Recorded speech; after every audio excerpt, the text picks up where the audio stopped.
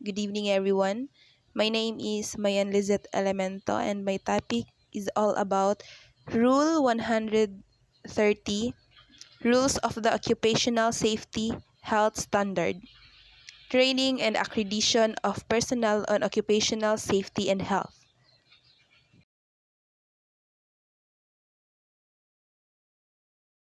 Bureau, either directly or through accredited organizations or the OSHC or other institutions authorized by law, shall conduct continuing programs to increase the supply and competence of personnel qualified to carry out the provisions of this standard. Rule 1032. Definition: Safety officer. It refers to any employee or worker trained and tasked to implement occupational safety and health programs in the workplace in accordance with the provisions of the standards and shall be synonymous to the term safety man as used in these standards. Number 2, occupational safety and health personnel.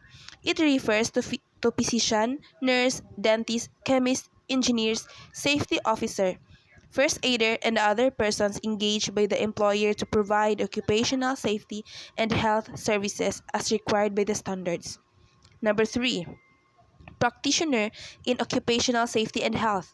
It refers to any qualified person as assessed and duly accredited by the Bureau to practice and render occupational safety and health services in a defined and specific scope or core competency.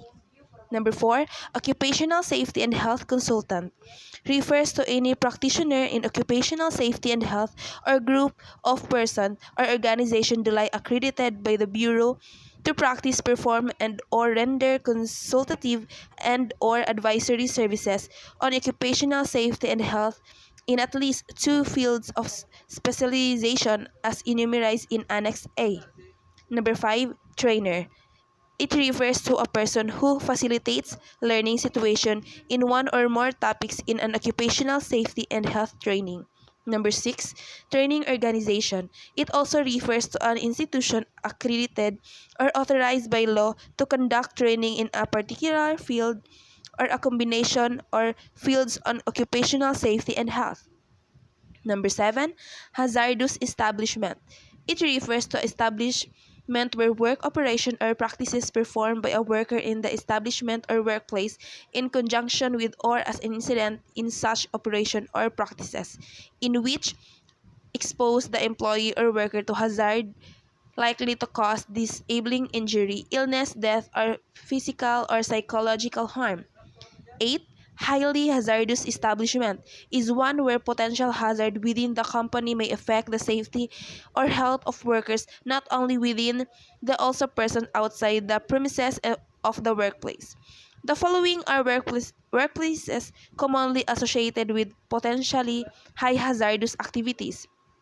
It contains petrochemical works and refineries, chemical works and chemical production plants, LPG storage and materials, stores and distribution center for toxic or hazardous chemicals, large fertilizer stores, explosive factories, works in which chlorine is used in bulk, activities closely similar to the activities enumerated above, and activities as determined by the Bureau in accordance with the existing issuance related to classification of establishments.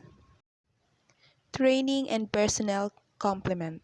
The minimum qualifications, duties, and number of required safety and health officers shall be all safety officers must complete the Bureau prescribed training course prior to their appointment as in their respective places of employment.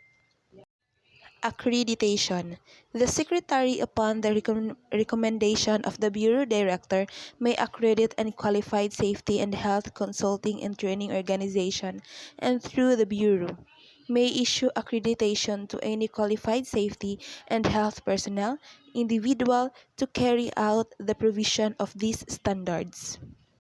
Requirements for accreditation of a practitioner in occupational safety and health.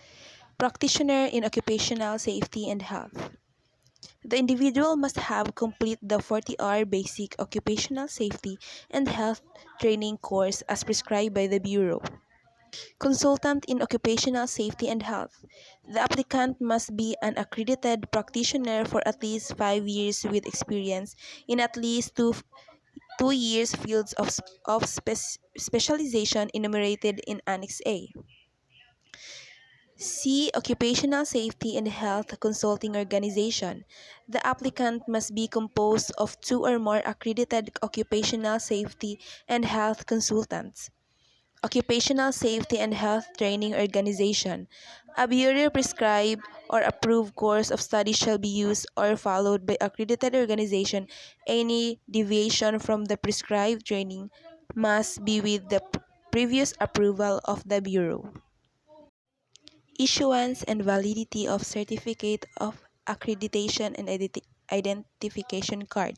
After evaluation and verification by the Bureau, a certificate of accreditation valid for 3 years and an identification card shall be issued to any applicant who has satisfactorily met all the requirements specified in the rule, and upon payment of the prescribed fee as provided for under Rule 1974 of the Standards. Duties and responsibilities of practitioners in occupational safety and health. Practitioners in occupational safety and health to develop, implement, and promote occupational safety and health programs in the workplace.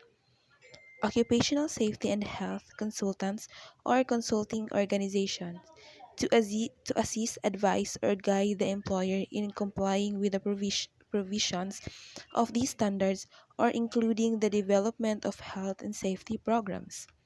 Duties and responsibilities of OSH training organizations to develop, monitor, and evaluate their training programs and occupational safety and health. Renewal of accreditation.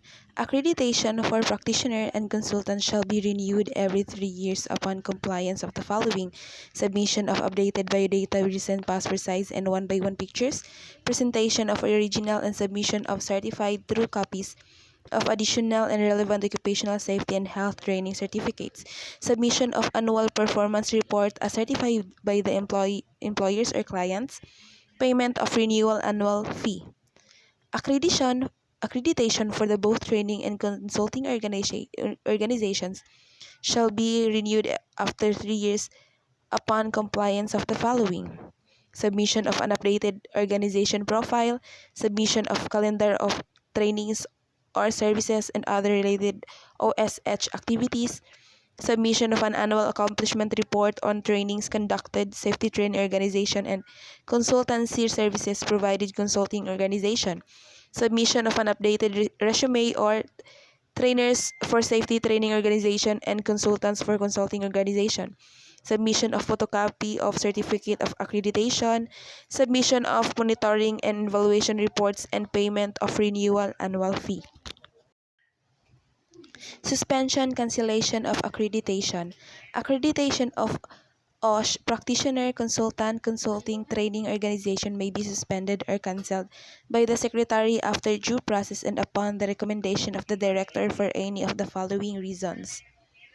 Suspension. Inactive as occupational safety and health practitioner, consultant, or consulting organization for 3 years, 3 consecutive years. Cancellation. Convicted for criminal offense involving moral turpitude. Reactivation. An appeal for reactivation of suspended accreditation shall be filed with the Bureau for consideration. Audit system. A regular audit shall be done by the Bureau to determine compliance with the provisions of Rule 1034. Prohibition in the practice of occupational safety and health. No person or organization shall be allowed, hired, or otherwise employed as a practitioner, consultant in the practice of occupational safety and health, unless the requirements of this rule are complied with. And all policy issuance, rules, and regulation or parts thereof inconsistent with any provision of this order is hereby repeated, modified, superseded, or amended accordingly. The above-mentioned amendments shall take effect 15 days after announcement of their adoption in a newspaper of general circulation. Manila, Philippines on 18th day of September 2001.